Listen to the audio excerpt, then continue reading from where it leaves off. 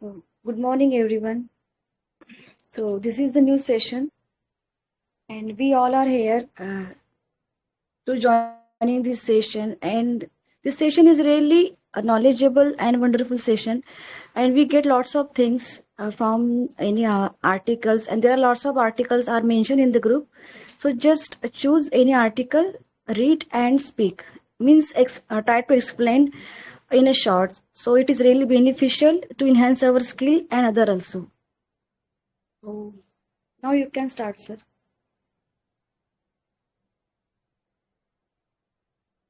Very nice, Chitra, and thanks for intro. So, your participant, those who want to take participate, please register yourself on website so that I can call out your name. And I hope you all know the procedure how we conduct the newspaper nexus. Uh, so let's start. And I want the first participant who is going to take. So actually, I cannot access the uh, uh, sadly. So you can mention your name in chat box so that it can ease for me.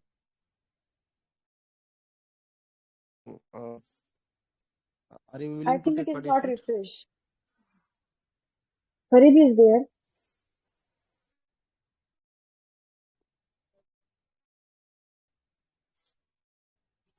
Good morning, everyone. I'm audible properly. Thanks, Ravi. You Yes, are yes. audible. And Deepak sir, I think you have some network issues. That's why we are facing inconvenience to hear you. Okay. Yeah, Ravi, you No, can no. start. You can Okay. choose any So article. I'd like I'll listen to you. okay. So I would like to read article number 10. So I'm proceeding with this. Joining hands, the BJP manages internal unity in Manipur. The state will await it. Nearly a year after former Manipur Chief Minister N. Biren Singh resigned on February 9, 2025, leading to President's rule, President Draupadi Murmu revoked the order on Wednesday to facilitate the return of a popular government. Bharatiya Janata Party leader Yumnam Khemchand Singh was sworn in as the 13th Chief Minister. The two deputy chief ministers are Nemcha Kepgen from the Kuki-Zo community and Lucy Dikko of the BJP's ally, the Naga People's Front. While these moves were taken to avoid extending President's rule beyond 1 year, which would have required moving a constitution amendment bill in parliament, they also allowed the ruling BJP to provide a semblance of democratic governance to help it regain public support during the final year of the Assembly's tenure. As seen in the general election, the disastrous second tenure of N. Biren Singh had led to discontent in the hills and valley of Manipur, reflected in the victory of opposition candidates subsequently as a sporadic violence spread across even relatively peaceful areas. A coalition of internal critics in the BJP, while including Mr. Khemchand Singh, successfully lobbied for a change in leadership. That M. Biren Singh was present when Mr. Khemchand Singh was nominated by the BJP leadership to the post of legislature party leader and chief minister suggests party consensus. Conscientious. Mr. Khemchand Singh has also signalled his intent in working towards reconciliation between the Meitei and Kuki-Zo communities by visiting a Kuki-Zo relief camp in the Naga-dominated Ukhrul district last year. President's rule was also intended to dismantle the impunity of armed radical groups and facilitate the safe return of the displaced. While security forces had managed to recover a significant portion of looted weapons and tamp down the fervor of radical groups, the human cost of the ethnic strife still remains unaddressed. Only 9,000 of the estimated 60,000 displaced persons have returned home, reflecting the enduring trust deficit. This dastardly act such as the execution of a Meitei man in the Tuibong area of Churachandpur in January, while visiting the Kuki-Jo wife, underscore the urgent need to defang radical groups that continue to hold sway. The BJP has successfully leveraged political survival as a glue for its leaders. However, engineering a similar detente between the communities remains a daunting task, with Kuki-Jo group constituting to demand an untenable separate administration, which led to further discord beyond just the two communities. The new government must move beyond token concessions such as accommodating different community representatives in leadership positions. True stability will require an inclusive dialogue that engages all political and civil society stakeholders to rebuild the foundation of trust. So I have completed my reading part and I am going to summarize this. The BJP manages internal security in Manipur. So the article headline is the BJP manages internal security of Manipur because we all know from the February 9, 2025, when N. Biren Singh like resigned from his chief minister post.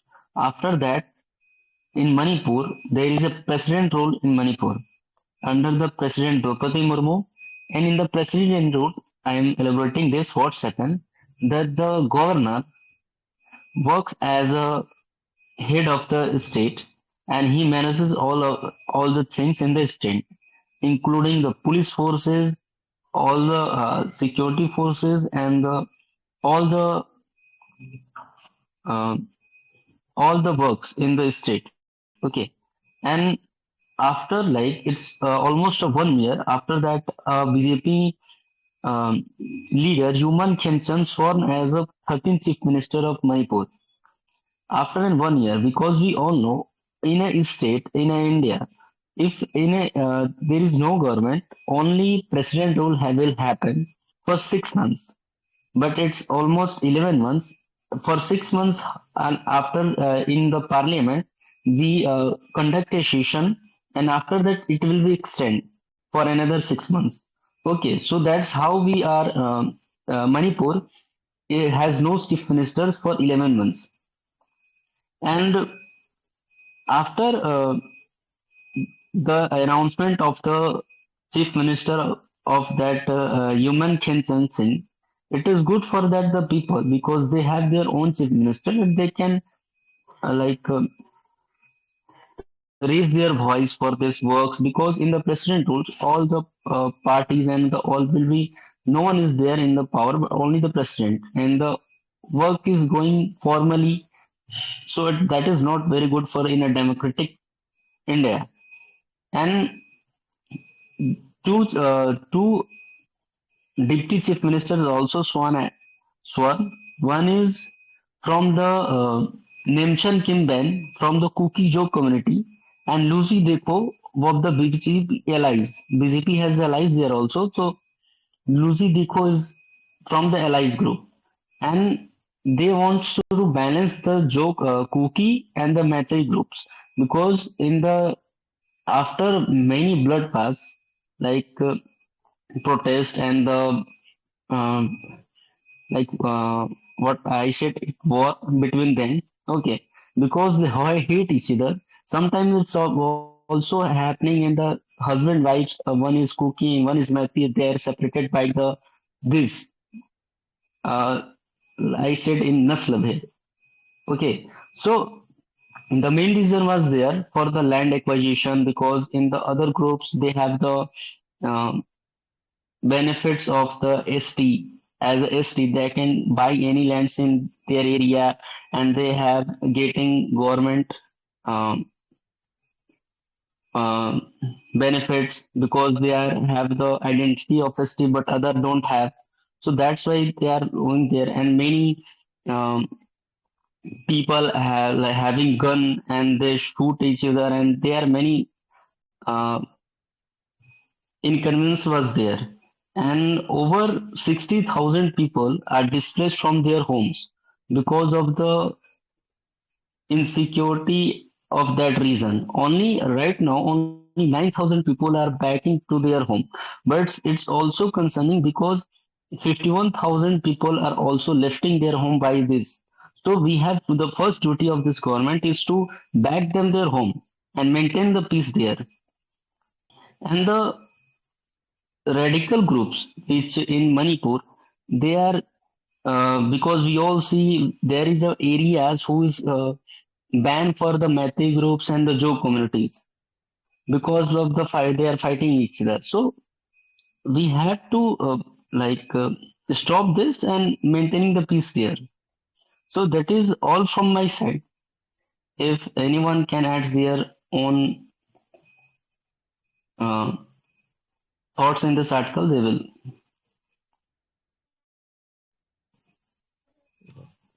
Fantastic, Freddy. It was a nice try from your side, and I cannot find any more insight from for this article.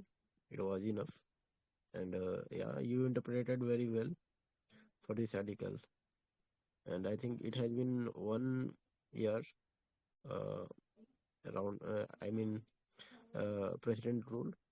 So yeah, it was a nice try from your side. So let's move for another article. So Thank you, Deepak. I uh, want a feedback from Sensor. Sensor, he's here. He gives a good feedback. So, are you there, sir? Yeah. Good morning, Farid and Deepak. I think you guys are doing well today. Good morning. Yes. So, did you hear my summarizing part? So, if you want to give me a feedback, mm, According to the feedback, there are few grammatical mistake. I think you need to study the past perfect tense, okay? Because you have used had instead of have multiple times. Yes, I didn't okay. listen you completely, but as far as I listened you have used had in place of have. So if you could fix it, it would be much better. Or else the performance was still, it's wonderful. So yeah, focus on that and you'll be fine. Thank you, sir.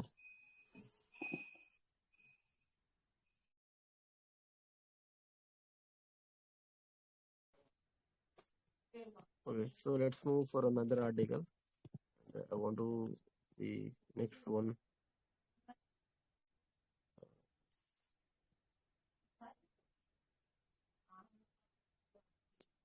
Hmm.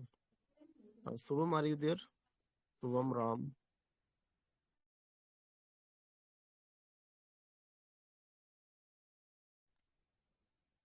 Uh, Priyanshu, are you there? Yeah. Good Yeah, you morning, can sir. start. Yeah, good Okay. morning. Yeah, thank you. It's article number 8. Title: The Denotified Tribes Seek the Constitutional Recognition, Separate Census Entry.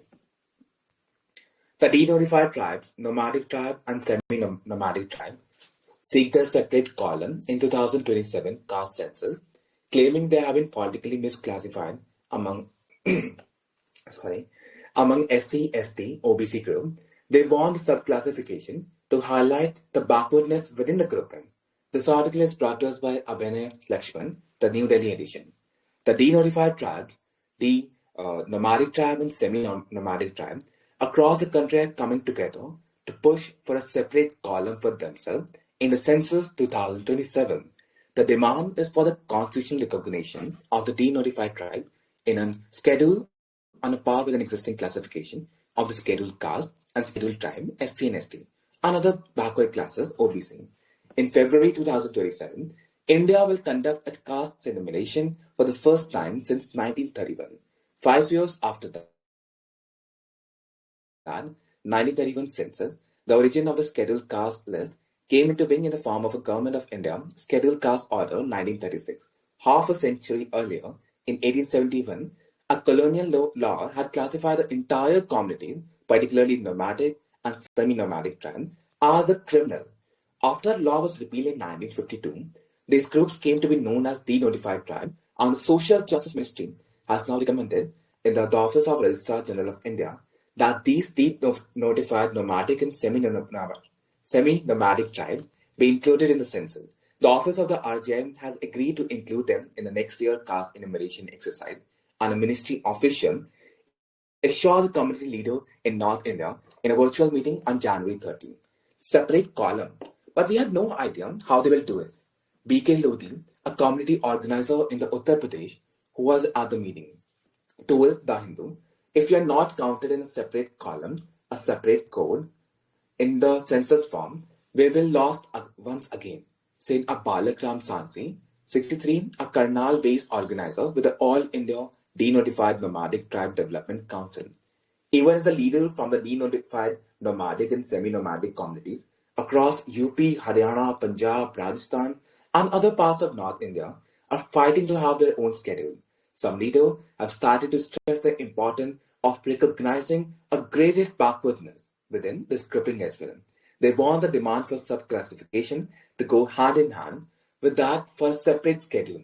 This leader like Dr. Lodi are drawing their argument from an August 2024 judgment in which the Supreme Court paved the way for the subclassification of SC and ST. Denotified tribes. The criminal tribes were the first enacted in 1871 and then amended in 1924. Before being officially repealed on August 31, 1952, the 1871 Act said it was for the registration, surveillance, and control of certain criminal tribes. In describing the criminal tribe as a tribe, gang, or a class of person, they are addicted to committing a non-bailable offences. These communities were among the first to confront the British and sustain the struggle. That is why the colonial government classified us as a criminal tribe, Mr. Sansi said. The previous National Commission for Denotified Tribes, headed by Bhiku Ramji Idate, identified 1,200 such tribes, most of which have been assimilated in the SC, ST, or OBC classification over the past 7 decades. In its 2017 report, however, Idate Commission listed 267 DNT communities that have not been classified as such. Dr. Lodi, who served as Deputy Secretary and Registrar Director Research to the Idate Commission, said most of the DNTs have been amalgamated in the SC, ST, OBC list, and they are not able to compete in this category because of how marginalized they are. Mr. Sansi said it was politics that led to the DNT communities being misclassified. No caste certificate.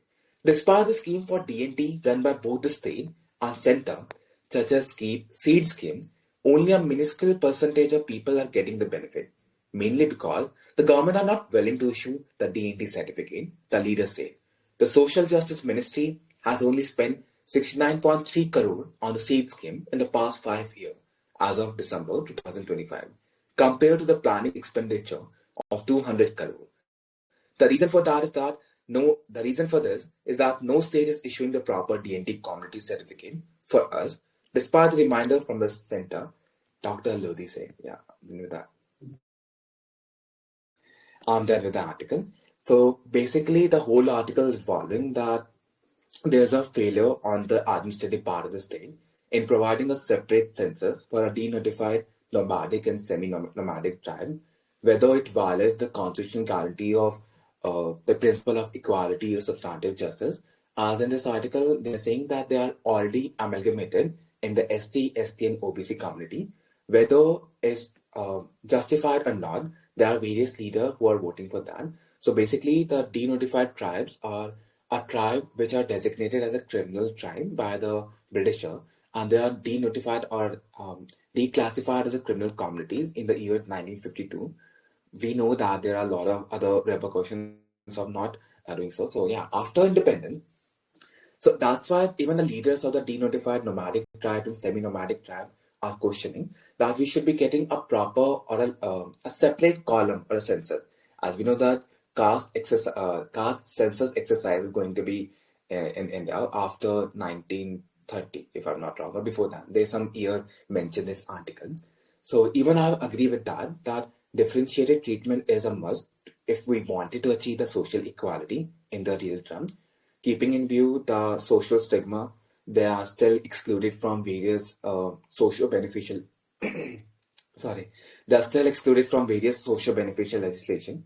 And enumerating some communities or a caste is just a way of that we are recognizing that their demands, their actual want, rather than their own demands being amalgamated or they're unable to compete with the communities which is already having certain, I'm not saying benefit, yeah, but there are certain merits, but they are unable to do so because they're not even a caste certificate for them, a separate caste certificate, and there are various administrative hindrances in achieving that.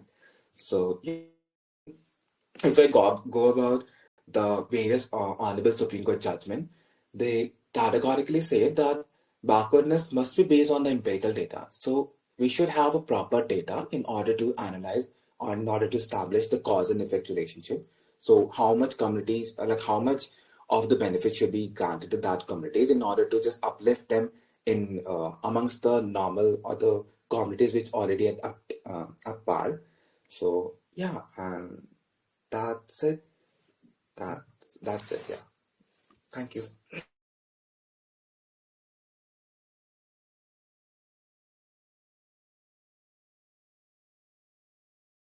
Yeah, Deepak. So I'm done.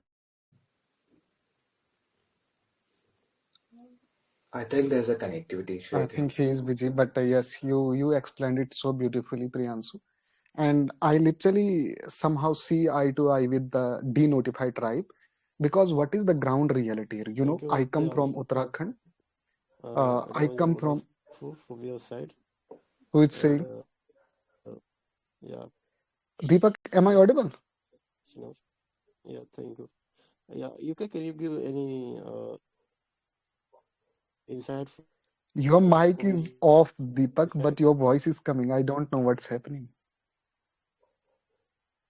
I think your network is lagging. So I give the insight about an article.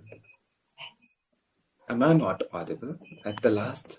Yes, yes, You you are are audible, audible. Am I audible? Yeah, you're audible. Okay, Deepak, I thought that you are busy, so I was just adding 1 or 2 points in relation to this article only. Hello. Yeah, you can say. Please continue. Okay, you can Okay. continue. Okay, Faribi and Deepak, if you are not speaking, so you can mute yourself. I think background you're noise audible, coming from one of your sides, UK. Deepak. Deepak, your voice is not clear. You can mute for a while, so I'll manage. It's okay.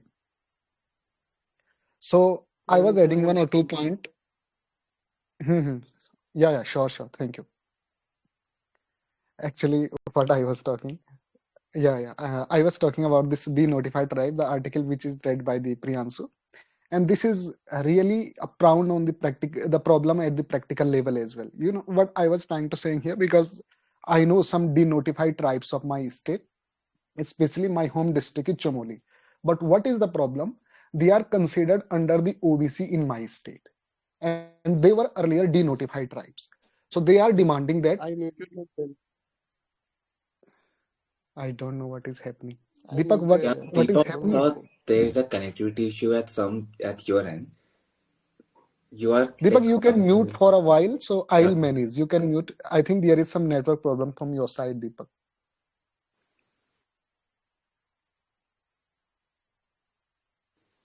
Yeah, you can please continue. Okay, okay. So what I was saying, they were considered under the OBC, but this is not the problem, right? In some state they are considered under SC, and in some state they are considered ST. It's not only about they are only considered under the STs, because we are calling them the tribes. And now, if you see the condition of the Uttarakhand, the OBC are, you know, very prosperous compared to the other state. This is the reality. But when you are considering them under the OBC, which means that most of the rights that have been given to them are being taken away by those OBC tribe, rather than we should have been given to the DNTs. So this is the problem. And in other state, there could be the possibility that they are considered under the ST, but most of the rights would be taken away by the ST, and in some case STs in other state, those are who are normal SC, ST, and OBC.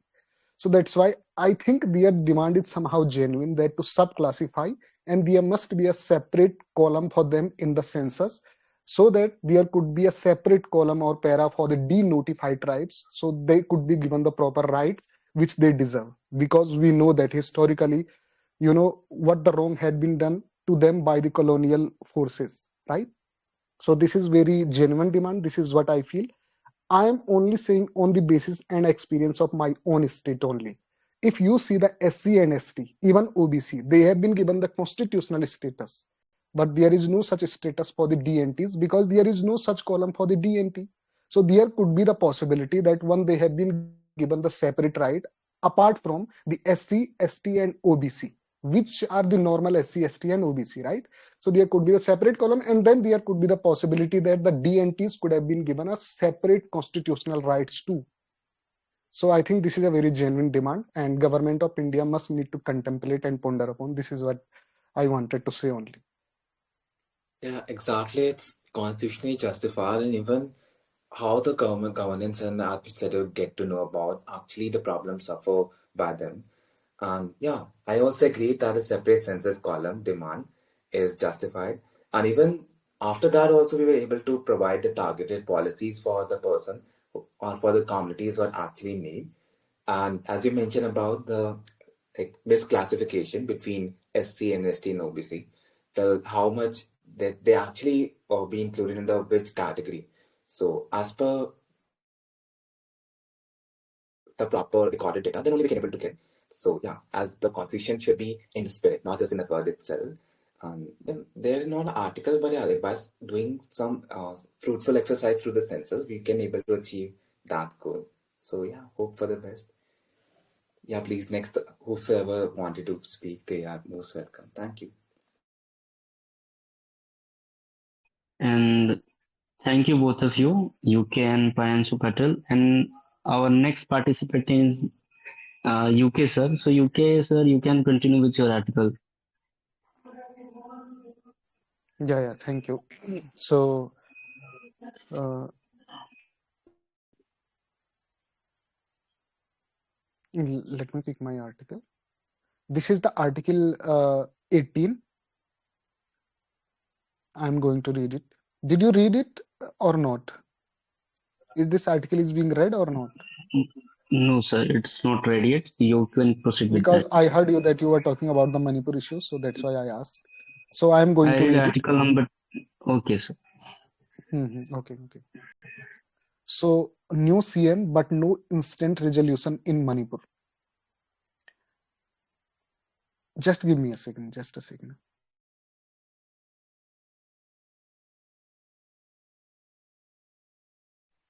Yeah. So I am going to start my reading. After nearly a year of president's rule, Manipur is poised to have a popular government, with Yumnam Khemchand Singh of the BJP set to take charge. In Delhi, the decision is being framed as a necessity. The numbers align, times has run out, and the constitution appears to demand forward movement. From a distance, the transition carries the reassuring appearance of order being restored. Across the Kuki and Jomi areas, after months of displacement, fractured roads, and relief camps that have quietly turned into long-term addresses, the word popular sits uneasy. People are asking what exactly is being restored: an elected government, or the belief that politics can still offer protection. This unease has taken public form. Student organizations in Churachandpur have marched against the formation of a government without a political settlement. Even when Kuki and Jomi group signaled willingness to engage with a future government, they did so conditionally, seeking written commitments, a defined timeline, and movement on a political arrangement within the life of the assembly. Uh, what the prolonged delay revealed was something narrower. It was not driven by conditions on the ground or by the concerns of displaced communities. Uh, the impasse lay within the ruling party itself. The BJP legislature reportedly failed for months to agree on who should lead the state. The paralysis had less to do with constitutional constraints than with the ruling party's inability to agree on leadership. Once this internal question was settled, the path to a popular government cleared quickly, exposing the limits of the earlier justification for delay. The center's reasoning is not difficult to trace. President's rule tightened administrative control and centralized security decisions, even as relief, rehabilitation, and political dialogues settled. Over time, the pressure to normalize governments outwitted the patience to confront deeper political questions. Actually, this article seems to be a little bit blurred, so it's very difficult to read the word clearly. The urgency of to move does not address the deeper problem. The conflict that erupted on May 3, 2023 did not arise from the absence of institutions. It grew out of a prolonged failure of leadership. Long before the first house were burnt, politics in Manipur had taken a coercive turn. Administrative authority drifted away from the hill district on decisions affecting land, identity, and belonging. By the time violence broke out, trust in the state had already thinned. The failure did not end with the resignation of a chief minister. The popular government now being assembled inherits it unresolved terrain. It will preside over a state that remains physically fragmented, where free movement still depends on negotiation and informal permissions, and where thousands of citizens remain unable to return home safely. By restoring a government first and postponing political settlement, the center shift the burden of reconciliation into state leadership with limited room to act. Negotiation with armed groups, decision around administrative reconfiguration, and questions of territorial security remains tightly held elsewhere. The popular government may manage everyday governance, but it will operate within boundaries it did not draw. Supporters of the government formation argue that the democratic life cannot remain suspended indefinitely and that elected representatives must resume responsibility. Yet, Manipur's recent history shows how little mere presence can achieve. People are not asking for an instant resolution, they are asking for direction and for clarity. What has been missing is assurance in the form of commitment that people can rely on. It may take a long time for Manipur to heal. Most people already understand that. This movement, however, will be read closely. It will show whether the restoration of government marks the beginning of political repair or another exercise in moving forward without reckoning. So this is all about the article. Sorry if I misread any word. Okay, let me explain it. So this article is basically related to the Manipur, and the big news about the Manipur is that the president rule has been abolished and now the Manipur is getting a new CM. I just want to give a brief background of this particular article, this particular news, and then what the article is talking about. I will come to that particular point as well. You know, you must be aware that the situation in the Manipur first. What was the problem? Basically, the problem was between these two communities. One is a tribal community, and the second is willing to be a tribal community, that is the Meitei community. So there are three communities, Naga, Kuki, and Meitei. The conflict was predominantly between the Kuki and Meitei.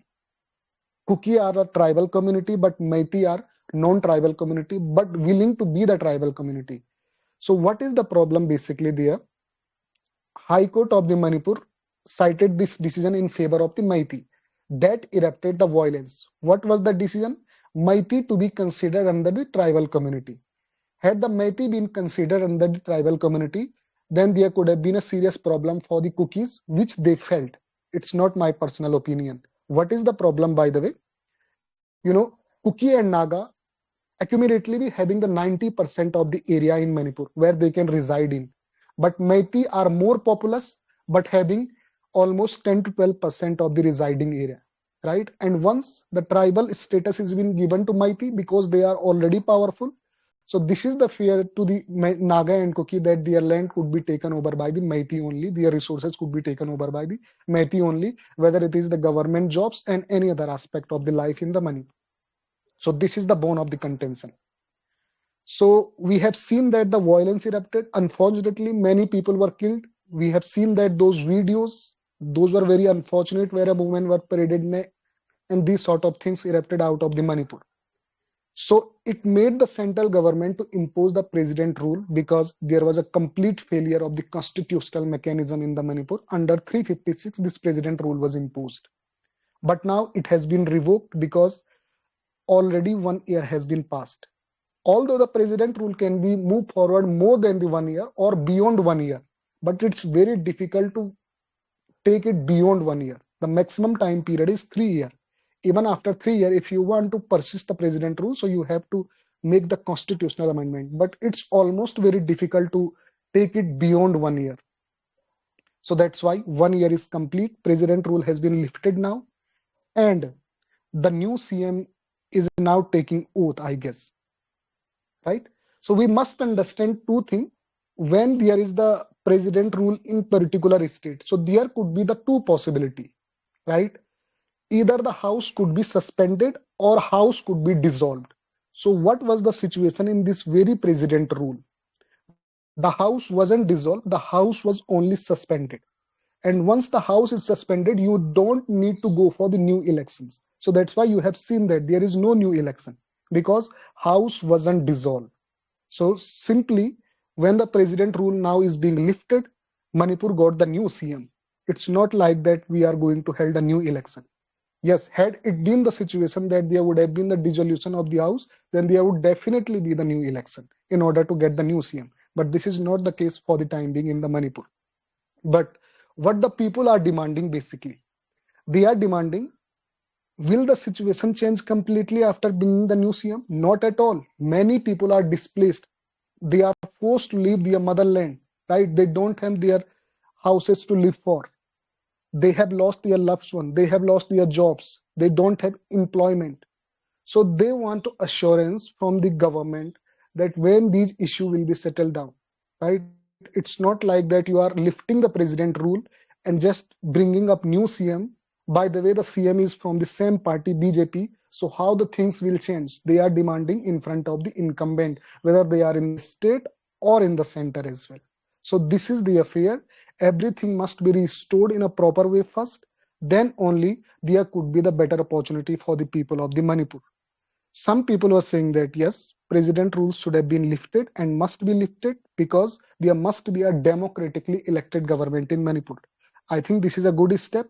But apart from this, the government of the Manipur and the government of the center must ensure in a fast manner that the life must be restored, light must be bring on the track, people are displaced, they must be sent back to their home so that all these three community would be living in harmony. So this is the real question in Manipur, but it is remained to seen that how this new CM functions for the betterment of the people in the Manipur and how this issue will be resolved. Still the issue is not being resolved. We must understand.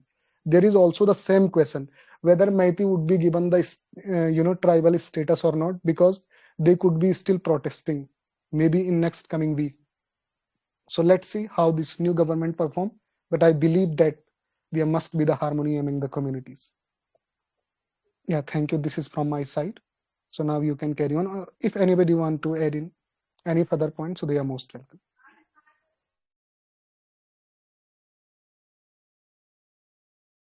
Am I audible? Yes, Satya, you are audible. Yeah. So just for initial remark, which is really required to understand for the people. If you're going to see, as the brother has already talked about, if you're going to see the prominent tribe in the Manipur, the Kuki and Methi, as we know that Methi control the nearly whole lot of the mountainous belt of this state. And the very reason, one of the prominent reason why this conflict has also come into existence. Uh, Kuki communities indulge in the production of the poppy. So they are very much indulged in the poppy cultivation. Later to that, of drugs is converted, and the same is used as a tool, right? So, and there's a one racket of conversion which is also very working deeply. So one of the pivotal ground why these things coming on the table is that the community who they are living there, specifically the Methi community, their belief system is something which is very traditional in the nature coming from the Hindu. But if you are going to see the Kuki community, they have converted into the Christian. That is also one of the pivotal reason why they are getting the back support of the Naga. So if you are going to see, its context is not only just one that their involvement in the their Supreme Court order, that was one of the pivotal ground, but this is something which is coming all a little bit along. So in order to go deep into that, we can say as the brother has also pointed out, right, that the deeper problem that is really required to be tackled with. Because if you're going to see the very statement or remark of the student organization, those who have marked against the government formation, they are saying that without a political settlement which involve the written commitment and the most okay, these things will not go longer and longer to bring the stability in the region of the northeastern patch of India. So I think we should be touching the aspect is not exactly the one aspect is also another one. This is can be called the one of the pivotal aspects which is being focused. And that is how really the bone of contention has emerged, and it has skyrocketed over the period of time. The more it has shown the retaliation to each other. Yeah. Thank you.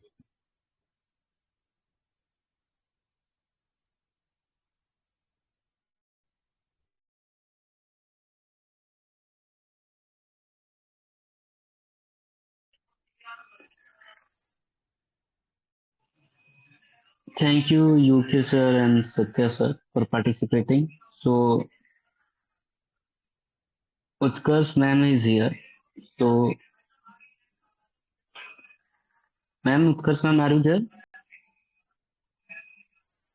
Yes, very good morning, Padebi and everyone over here. Are you conducting this session? Or... No, ma'am. It's your day for conducting this session. Okay, yeah, I know. I thought someone is here. So it started now, or Yes, ma'am. It's already started, and some of participants have already read and summarized the article. So, our next participant is, okay, I think, Shahu. Yes. Hello. okay, let me go through the website. Hello. Hello, ma'am. Okay, Good morning. Sahos. Yeah, very good morning, Saho. How are you doing? Okay, I'm doing well. What about you? Yeah, this side also good. Okay, which article are you going to read? Yeah, I will read the article number 7. Okay, please proceed. Okay.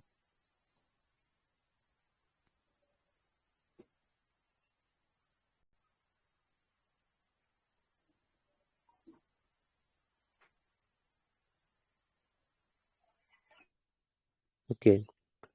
Indian cities could see far higher temperatures rise than protected, say study.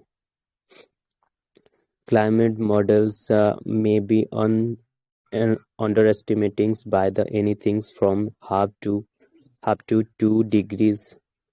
How much hotter India's known metropolitan cities can get from the global warming relative to relative to rural areas, according to the study published on Wednesday.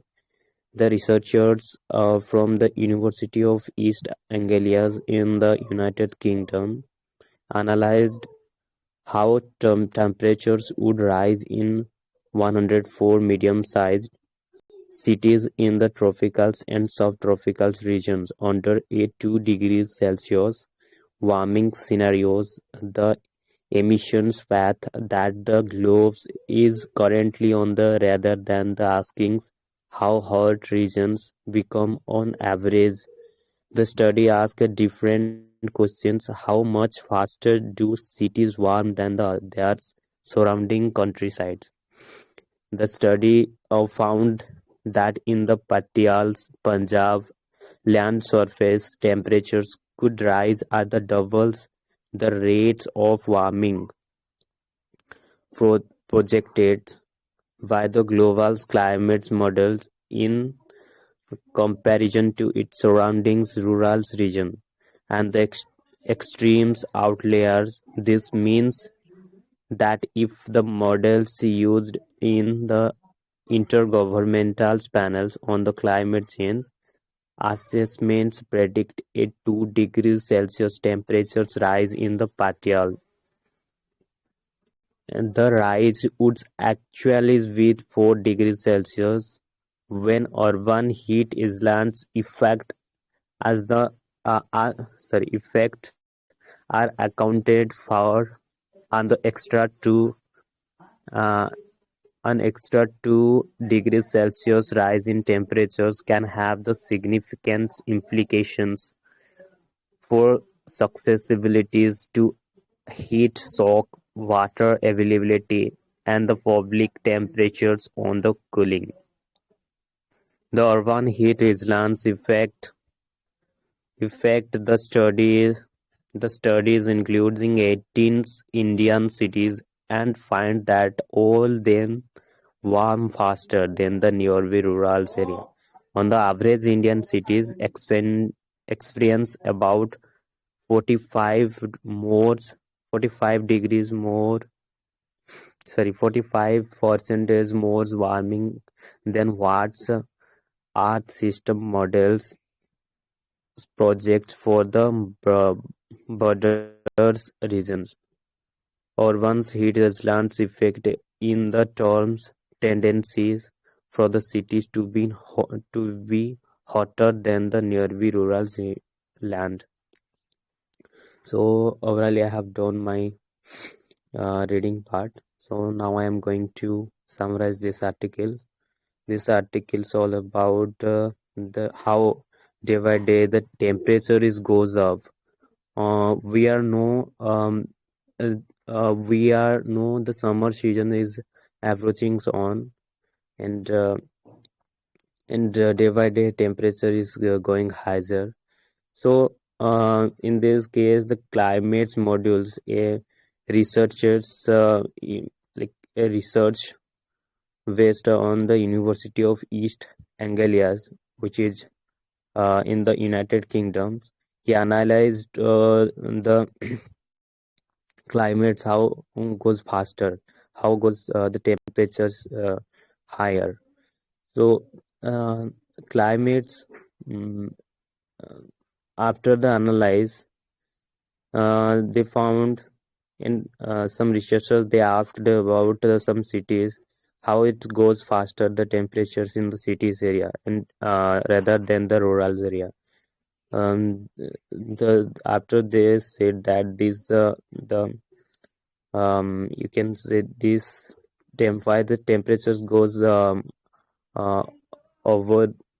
So in the cities area, basically the infrastructures and the road constructions and and and the industrializations as more than the rural area. So that's where the um uh, in the whole over the day when solar radiation shock by the concrete of uh, some like some construction, some buildings, some roads in the whole days.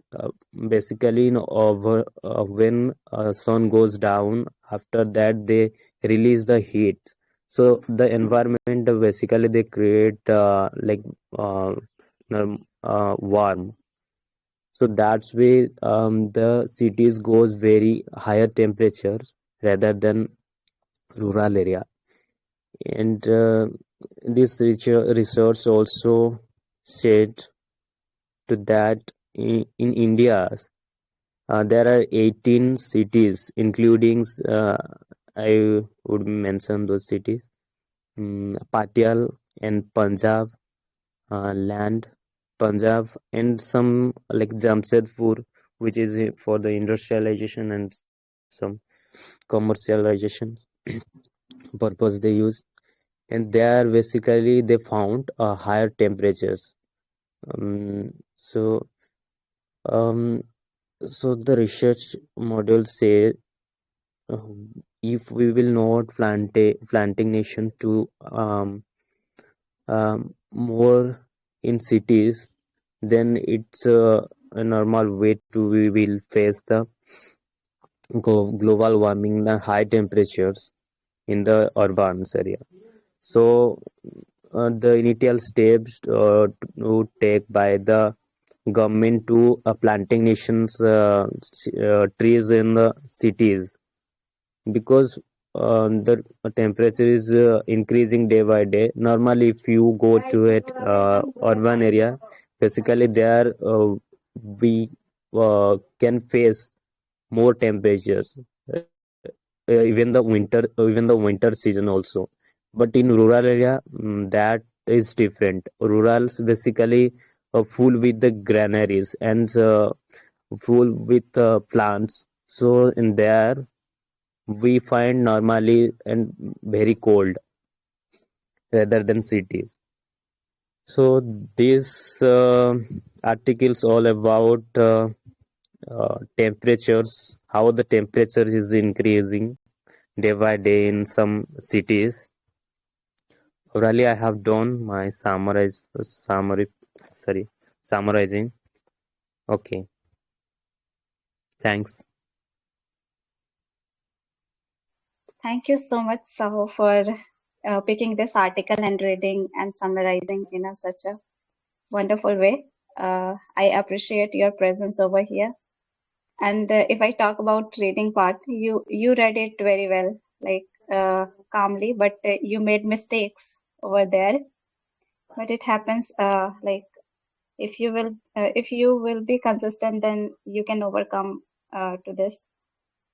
I have noted some words that you have mispronounced, like outlier, Patiala, and there were many words. Okay, so you need to conscious about the words that you are reading, and for avoiding such mistakes, you need to read before coming to this session, like actual reading. Then that would be great. Okay, Otherwise, you okay. summarize. Okay, Mhm. and summary part you did like you summarized every point mentioned in the article. So yeah, thank you so much for the participation, and yeah, be consistent in your learning journey. Okay, thank you. Okay, is there anyone who wants to say something to this article? UKG, you want to add something or stand up? Yes, I want to. Can you? Okay. Am I audible? So, this article number 7 is about the Indian cities. There's a on Wednesday there's one study occurred in 18 Indian cities, and it found that all of them warm faster than their nearby rural areas. And the study include 18 Indian cities, and those are like Patiala, Punjab. So it's shown that the temperature is increasing by 2 degree, and 2 degrees Celsius temperature rise in Patiala, and the rise would actually be 4 degrees Celsius when urban heat island effect are also included in this thing. So this is not a good sign, definitely it will affect more. The implications are quite high. It will be not good for the citizen who live there. Uh, Heat strokes will be higher. Water availability also decrease, and public expenditure also invest. Public need to invest a lot in the cooling expenditure as well. Like we know that AC and all cost cost will be more if the temperature high. And not only these things, so many other factors also get impacted because of this. So um, from half of 2 degrees increase means like it's a big impact. It seems like only 2 degrees it doesn't matter, but it will matter a lot. So the researcher from the University of East Anglia in the UK analyzed how temperature would rise in 104 medium-sized cities in tropical and subtropical regions under 2 degrees Celsius scenario. So this is all from my side. Okay, thank you so much, Scarlett, for putting your views or mentioning the points regarding this article. Okay, is there anyone?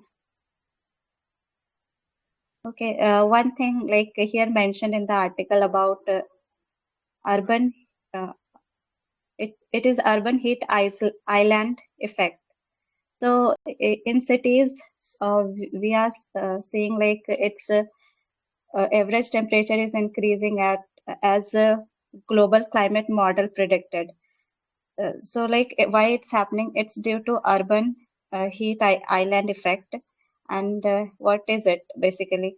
So in this, like urban areas get much hot, like it become hotter than rural areas because of its construction or human activities. Like the roads that are built in urban areas are it is made up of asphalt, which has property of absorbing heat. So when it will absorb heat, then definitely the temperature will rise. And the construction, like uh, concrete buildings, it also absorbs heat. So it's also the main reason of increase in temperature in urban areas. And we know like uh, there is uh, there is need of government uh, action of making lots of parks, and they need to plant more and more trees on the alongside the road, because due to pollution, uh, carbon emission happens, and it also absorb heat. So lots of factor are there.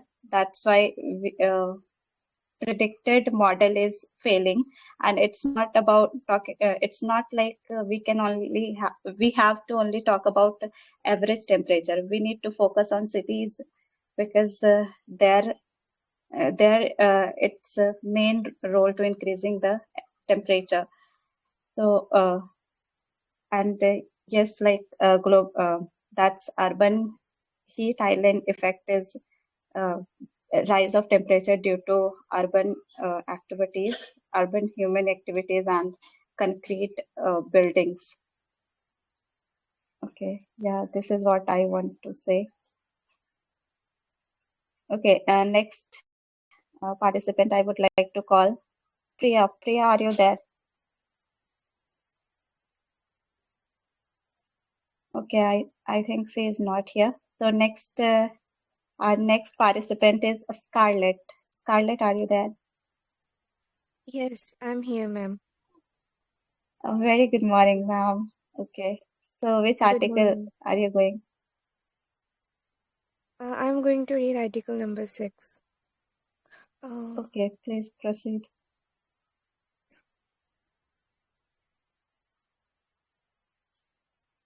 Oh, ma'am, can I read 16? But it's a long one. Uh, okay, then you can team up with someone. If anyone is here who can share, team up with us, Scarlett, then please come. Or maybe I will skim it. I will try to make it quite shorter, ma'am. Which one? Tell me. Am I audible? Yes, yes, you are audible. So, which You one are is going to audible, be sir. covered from the Scarlet side? Can I have clarity? 16 16, number. article number 6. Yeah, you carry on, and do try to do segregation so that we can cope with it. Try to do what? Okay, segregation. That which part should be okay read from my side Yeah, and which from. there are only two parts. First part I will read, and Okay, you can read the second. Okay. okay. UGC regulation on caste are narrowly framed.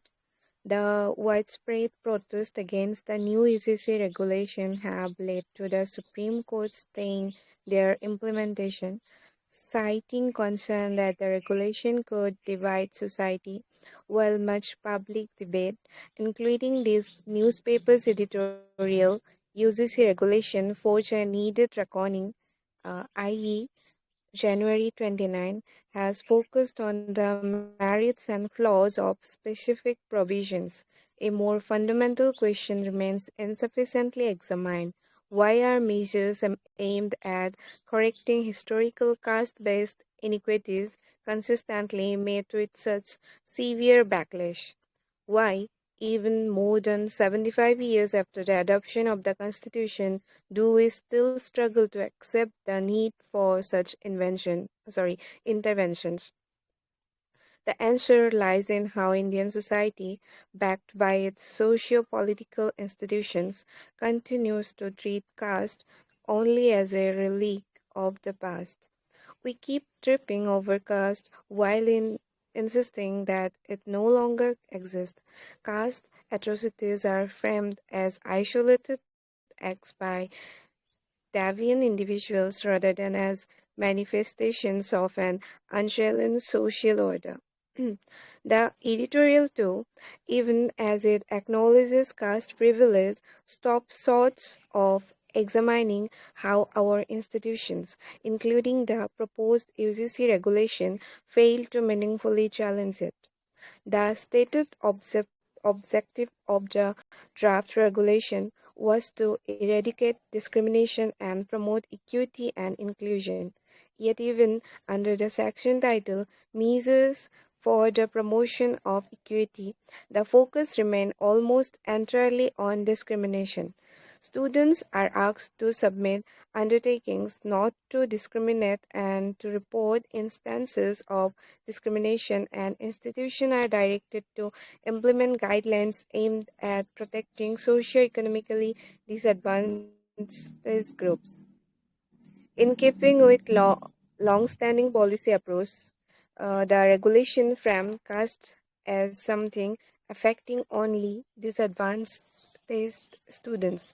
Engagement accepted from advantaged caste students is limited to a commitment to not discriminate, with little emphasis on sensitization or pedagogical intervention that explain how privilege operates. Neutrality is assumed as the default condition, while discrimination is treated as an unfortunate but contained ab- aberration. Sociologist Satish Deshpande, in his writing on caste and castelessness, has long highlighted this idea of neutrality. Now you can carry on. This shows how the privilege of advantage caste operate invisibly, sorry, allowing their ways of being to the pass of a neutral. This invisibility in the central to how caste reproduces itself in the modern India. Yet this insights has barely traveled into the policy circle. Indian caste policy remains narrowly legalistic. It possesses it considers that it is allocated reservation and stabilize the grievances redressal mechanism. Necessary as these measures are caste continuous to go unnamed, and the caste side remains socially acceptable. Even when the challenge in the progressive space, such critics struggle to gain the wider social acceptance in the absence of the clear state lacking. Resistance to the caste-based protections and to equity measures such as the reservation are only a reflection of the contu- uh, continued institutional failure. Unless this is addressed, even the symbolic shift in the power, however consciously framed, will continue to be perceived as attack on the general capacity. Useful lesson can be drawn from how gender has been addressed in the policy alongside laws protecting women. The Indian state has invested extensively in the public sensitization around the gender equality, often in the partnership with the civil society, helping to normalize the conversation about the male privilege and the structural advantage. As a result, women's advantage today in the broadly acknowledged with the resistance. First,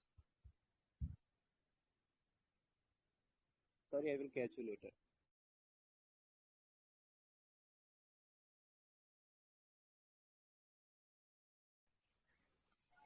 So, Okay, no issue. Scarlett, do you want to continue reading or? Audible, audio.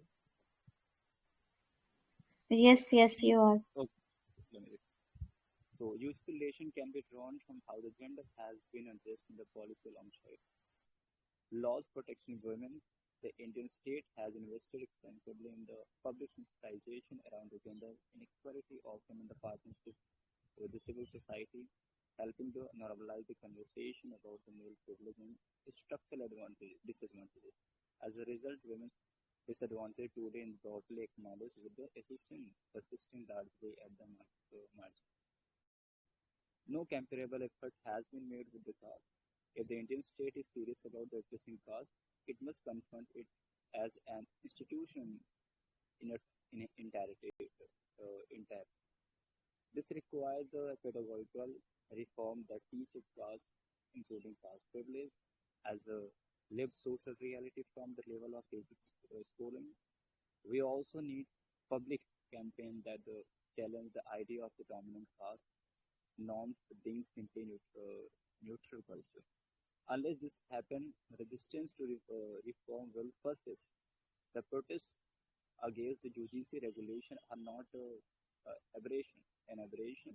They are also the predictable outcome of a long neglected responsibility. As B.R. Ambedkar warns in the annihilation of caste, political reform without social reform can never lead to a lasting change.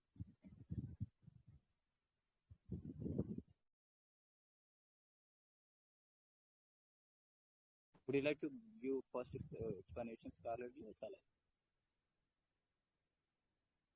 yes. Mm. So, this is the article number 16. UGC regulation on caste are. Uh, I'm getting echo. Can you mute yourself? Yeah. Okay. This is the article number 16. UGC regulation on caste are narrowly framed, and why the author is saying like this? There are some of the reason. Uh, because according to the article, it's shown that it focus only on individual discrimination. The UGC rules mostly ask students and staffs and others to not to discriminate or to report incidents if like any uh, discrimination happen.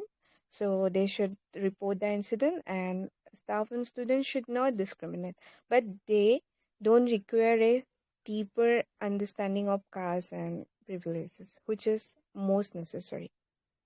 And secondly, in this article, it's shown that the privilege of dominant caste is ignored, because we know that the dominant caste, they already have some advantages, and so students should learn about the caste privilege and inequality. So at the end, also the author mentioned that in the pedagogical change should be there, and teaching so that they have the idea about the discrimination and all. Because the article says the UGC regulation are too limited. They only focus on reporting discrimination, but they don't challenge the structural caste privilege. So the author believes that without educational and social reform, caste biasness will continue. And to fix it, effort should be put by the teachers and all, because we need to teach caste and caste privilege in school, colleges, so everyone understand not just discrimination but how inequality works. And public campaign should be there, and institutional changes are also required, um, so that how gender inequality has been addressed and all these things we can learn. So this matter a lot. Indian society still doesn't fully recognize caste as living or institutional force, not just like the past history. So reform measures should be there, but whatever rules applied, that's not good, because suddenly just saying on January 29 there's some UGC regulation force, which needed reckoning, because it's not like that okay whatever happened 75 years earlier our constitution is like solution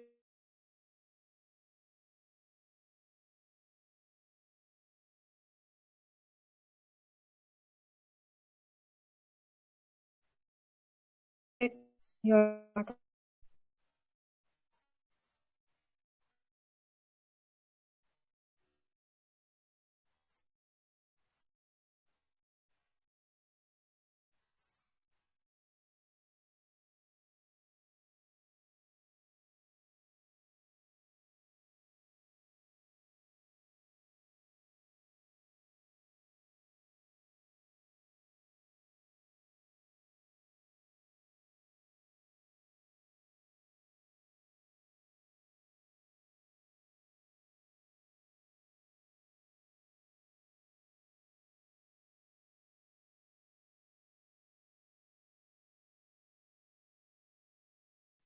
sorry, I think there's a network glitch.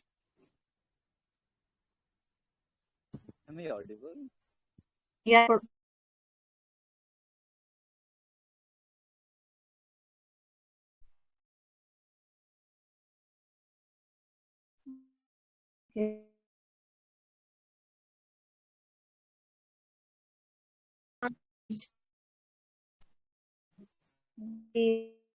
There